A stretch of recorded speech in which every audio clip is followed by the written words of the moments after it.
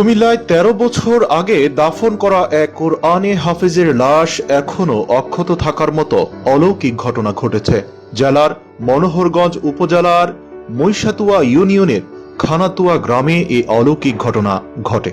স্থানীয় সূত্রে জানা গেছে, ২০০৪ সালে খানাতুয়া গ্রামের মৃত মুখলেসুর রহমানের ছোট ছেলে কোরআনে হাফেজ মোহাম্মদ মাসুদ মাত্র ১৩ বছর বয়সে কিডনি রোগে আক্রান্ত হয়ে মারা যায়। ওই সময় চারদিকে বন্যার পানি বেশি থাকায় তাকে গ্রামের বিবার পুকুর পাড়ে দাফন করা হয়। দাফনের দীর্ঘ ১৩ বছর পর গত ১৪ মে রবিবার পুকুর পাড়ের মাটি ভেঙে হঠাৎ করেই কবর থেকে মাসুদের লাশটি পুকুরে। এ সময় স্থানীয়রা তার লাশটি দেখতে পেয়ে লাশটি পানি থেকে ধরাধরি করে উঠায়। ১৩ বছর পরও কাপনের কাপড় একেবারে অক্ষত অবস্থায় দেখে স্থানীয়রা বিস্ময় প্রকাশ করে। কয়েকজন তো চোখের পানি ফেলে দেয়। এ কি করে সম্ভব?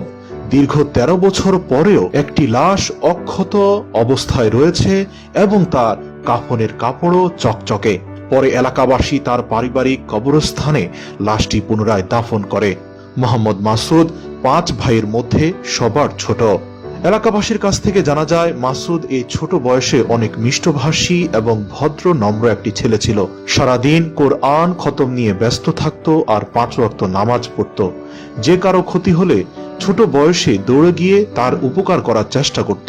এ ঘটনা জানাজানি হওয়ার পর দূর দূরান্ত থেকে মানুষ কোরআনে হাফেজ মাসুদের কবর এবং লাশ দেখতে খানাতুয়া গ্রামে ভিড় করেছে। সামাজিক যোগাযোগের মাধ্যম ফেসবুকেও লাশের ছবি পোস্ট করে অনেকে বিস্ময় প্রকাশ করেছেন। পুরো গ্রামের মানুষ একটি বিস্ময়ের মধ্যেই রয়েছে। সবাই অবাক, যেখানে কিনা একটি মানুষের লাশ ৫ দিন অক্ষত রাখার জন্য রেফ্রিজারেশনের ব্যবস্থা করতে হয়, সেখানে মাটির নিচে কি করে ১৩ বছর একটি লাশ অক্ষত থাকতে পারে? এই ঘটনার প্রত্যক্ষদর্শী শাহ আলম জানান, আমরা লাশটি পুকুরে পড়ে থাকতে দেখে লাশটি উঠিয়ে পুনরায় দাফন করি। ১৩ বছর পরও কাপনের কাপড় একেবারে অক্ষত দেখে আমরা সকলেই অবাক হই। অতঃপর লাশটিও পরিপূর্ণ অক্ষত দেখতে পাই। মৈশাতুয়া ইউনিয়নের চেয়ারম্যান মোস্তফা কামাল এসব তথ্য নিশ্চিত করে জানান, আমি ঘটনা নিজ চোখে দেখেছি।